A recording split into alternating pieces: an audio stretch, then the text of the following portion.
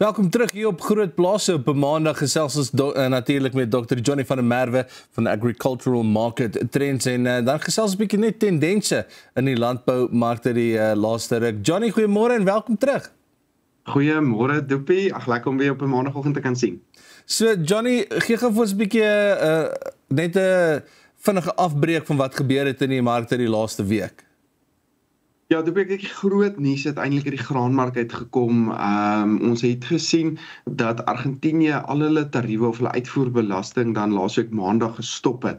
En dit het 'n baie interessante dinamika beteken. China het baie vinnig baie sojabone by Argentinië toe ook begin aankoop. Hulle koop nou op die oomblik meeste van Brazil af en toe het hulle nou baie van Argentinië ook gekry. En dis nou maar om natuurlik die Amerikaanse mark te vervang. En die gevoel is dat hulle al in November, amper Desember se sojabone begin inkoop het en dit sit nou baie druk op die Amerikaanse seabot of die prys en hulle verwag dat hulle baie min soontoe gaan uitvoer. Maar weer eens, ek dink dieselfde asem, wêreldproduksie is nie noodwendig verskriklik hoër as wat dit laas jaar was nie. So daar gaan maar 'n bietjie, as ek 'n Engelse woord gebruik, bietjie musical chairs moet plaasvind met sojas wat dan in verskillende rigtings beweeg. Hierdie het nou veral sojameel en oliepryse, sojaoliepryse onder druk gesit want Argentinië voer natuurlik baie van daai produk uit en aangesien die belasting nie meer was, kon hulle daai prys nou baie afgedruk het en dan redelik van dit kon uitvoer. Ek het so 'n bietjie vinnig gaan kyk. Ek wil sommer so vir die boere gaan kyk wat se soort jare het soort gelyk aan hierdie een. Ek het vir vleis en graan het gedoen. Ek dink die tyd gaan ons dalk net 'n bietjie vang, maar vir witmielie spesifiek het ons toe gaan kyk en ons het so oor die 90% pryskorrelasie met die 2016 seisoen. Pryse wat aanvanklik hoog was, nou laag gebly het. En die vooruitskatting, as ons op die 2016-2017 seisoen se vooruitskatting gaan bly vir die volgende tyd, dan lyk dit asof ons baie sywaarts kan beweeg tot die einde van die jaar toe, hier rondom net onder die R4.000 merkvlak, dalk net so 'n bietjie op, hier na 4.1 toe. Maar baie interessant is hier van einde Januarie af, sê dit vir ons ons plaaslike pryse kan baie onder druk kom, op 'n laer vlak beweeg, goeie grondvog, internasionale pryse wat laag is, ons wisselkoers wat relatief sterk is, wat moontlik mieliepryse veral onder druk kan sit. Dink die teendeel vir sojabone, pryse baie laag. Ons is op die 2021 prystendens baie naby aan dit en dit sê vir ons weer Februarie kan ons moontlik 'n baie interessante stygings in pryse sien as byvoorbeeld China sterk terugkom na die mark toe ons voorraadvlakke wêreldwyd dalk so 'n bietjie onder druk is. Nou Johnny, dit is nou 'n bietjie van die gewasse kant, maar enige skuwe gewees in vleisproduksie die laaste ruk? Ja, ons het gesien speenkalfpryse is so klein bietjie af. Hy's net so onder die R37, tussen R36-37. Superpryse wat so op R68 ook so bietjie afwaarts beweeg het. Ons verwag wel dat speenkalf en superpryse tot November nog so klein bietjie kan optel. Skaappryse, slagpryse is relatief stabiel nog. Dis hier tussen R105 en R107 nasionale gemiddelde prys nou en lampryse wat dan steeds op R50 is. Die verwagting is vir lam ongelukkig wat dan nog afwaarts beweeg. Die groot skuiwer van die week was wolpryse. Oor die 100 sent in Australië gestyg na ek dink die hoogste vlakke sedert vanaf 2020 omtrent. Baie goeie nuus vir ons wolprosente op die oomblik. Ek dink ons het nou nie 'n veiling laasweek gehad nie, maar ek dink sodra ons 'n veiling ook, ek dink hierdie week is daar weer 'n veiling, gaan ons baie interessante bewegings, ten spyte van die sterker rand, gaan ons baie interessante opwaartse bewegings in ons plaaslike wolpryse kry. Dis maar baie minder aanbod wat ons nou in Australië sien, en die Chinese mark wat veral dan weer 'n bietjie begin optel, die hele pipeline wat dan leeg is van wol, en dan die Europese mark wat ook so 'n bietjie fynere wol weer begin inkoop. Johnny, altyd lekker om met jou te gesels. Ek het jou die naweek toevallig 'n bietjie op TikTok ook gesien, so dis lekker om tendense te gesels met 'n influencer ook. So ons sal weer 'n bietjie influence volgende week. Dankie vir jou tyd. Dis Dr. Johnny van der Merwe van die Agricultural Market Trends. Ons is nou weer terug met ons gas net hier op GROOTplaas.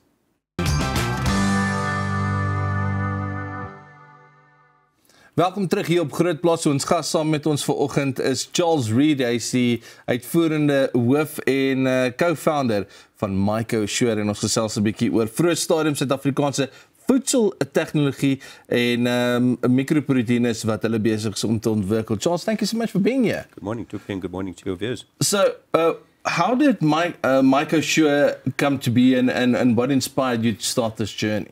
Yeah, so it's an interesting story. They're two co-founders, and Mike Shaw, myself, and Greg Brown. And I'd actually known Greg since school days, but I hadn't seen him for a number of years. And as luck would have it, we bumped into each other at a sporting event where our kids were both at. And as it turned out, when you're catching up with an old friend, we were both looking at a part in our careers where we were deciding what next work-wise. And it turned out we were both very keen to build something, and a commercial entity, but something with a very strong purpose orientation and something could have an impact. And at the time, I'd been exploring a number of opportunities around nature-based technologies that I thought could be commercialized and scaled. And we ended up exploring a couple of these technologies, but ultimately settled on the technology we use within Mycosure to produce food and protein more specifically. And as a team, we felt we could put together the right people from a technology perspective to develop it. But more importantly, as I said, we felt that we could build a business that had a real opportunity to help influence and be part of the solution to what is going to be one of the biggest sustainability challenges of our time and the future of food challenge. Absolutely. So for our viewers who are not familiar, what exactly is a mycoprotein? Sure. So mycoprotein is really just a protein that's grown from the root structure of fungi, or what is called mycelium. So a good way as an analogy is if you think of fungi as an apple tree, the apples would be the fruiting body or the mushroom, and the root structure would be mycelium. So what we do is we grow mycelium in a controlled environment in large fermentation vessels. A good way to visualize it is a brewery or a winery. It's a little bit more complicated than that, but that's a good way to envisage a mycoprotein facility. But really what we're doing is we're taking what is a highly efficient natural process and how microbes are able to upcycle and recycle nutrients, and we're taking that into an industrial scale. So you mentioned food security, which is a major challenge in South Africa. How does this kind of innovation help strengthen the ability to make sure that there is food security for South Africans? Yeah, so look, food security is an issue in SA, but it's a global challenge. For your viewers, perhaps by way of context, by 2050, we need to be producing twice as much food as we did in 2010. And in our space, specifically in protein, the UN talks to this gap by 2050 of 250 million tons a year of protein. So what mycelium-based production technology allows you to do is produce affordable, high-quality protein with a technology that's scalable today. We're able to produce that close to where people are going to consume it using localized feedstocks. So it helps address some of those issues around supply chain disruptions. And of course, we're growing it in a controlled environment, which helps address some of the issues around extreme weather events.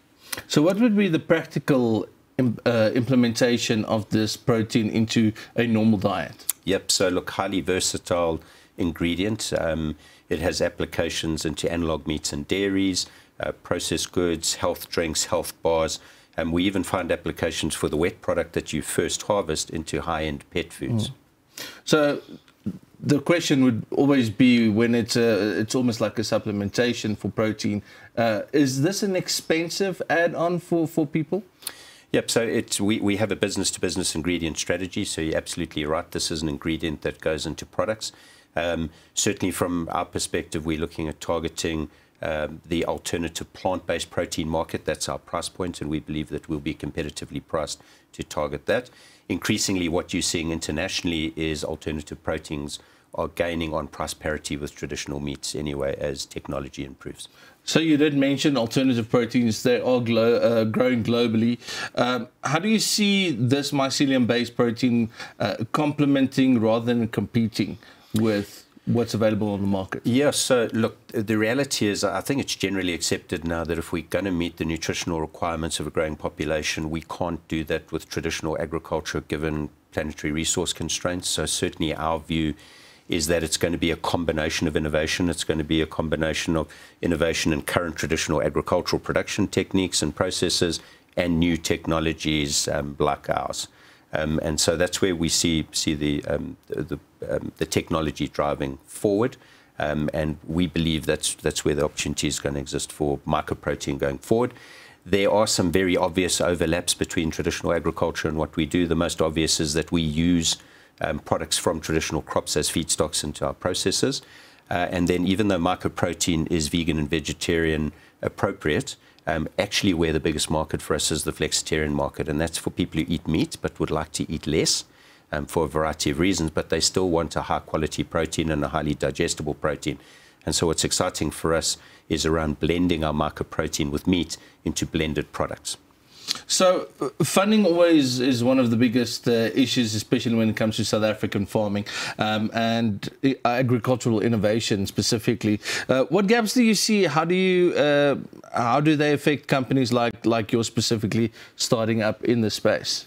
Yeah, look, funding is always a conversation when it comes to innovation, and it's not just the availability of funding, it's the type of funding, it's the size of the funding, it's the terms and conditions that come with that funding. And anyone who's raised funding for an innovation product or a startup will tell you it takes a lot longer than you think it would to be able to raise that funding. Therein lies the first challenge. So if you do not have an existing revenue stream in your business, the question is, how are you able to continue to develop your technology while you're trying to bridge these gaps between potential timing coming into your business? Certainly our experience from having raised a couple of rounds of funding in South Africa is there's very limited soft funding, as they call it, grant or development concessional funding compared to international markets. So that has challenges typically for ideation and early stage startup businesses. The key issue that we picked up when raising funds is that this kind of technology often has longer development cycles, so agric and food technology, and because of that, slightly longer time to get to revenue. So stereotypically, innovation, you'd go to venture capital. In South Africa, that's a challenge often because of these longer development and times to revenue, and venture capital funds often have a limited time to invest and then exit. And so what that means for this kind of innovation, you're often having to find private capital or venture capital funds that don't have those time considerations. So Charles, we've got about a minute. I think the biggest question is, do you consider yourself a farmer, and what opportunities do you see South African innovators to lead in this space and benefit from the shift towards a more sustainable and alternative protein? Yeah, look, we do consider ourselves farmers. I think fundamentally, if you consider a farmer as just a person who's producing food to feed other people, and to do so, they're trying to optimize the growing environment for their crops or the livestock they're raising. We're doing exactly the same. We're just doing it for funding. In terms of opportunities in the alternative protein space, it's a significant market. It's growing at double-digit compounded growth rates. Lots of opportunity. It's not easy. But I think South Africa has got a proud history of world-leading innovation, and certainly as a business, we see absolutely no reason why we aren't able to develop a number of world-class businesses in that alternative protein space. Charles, thank you so much for being here. Dis ons gas vir vanoggend op GROOTplaas, Charles Reed, CEO en co-founder van Mycosure. Dit is dit vir GROOTplaas. Ons sien jou weer môre.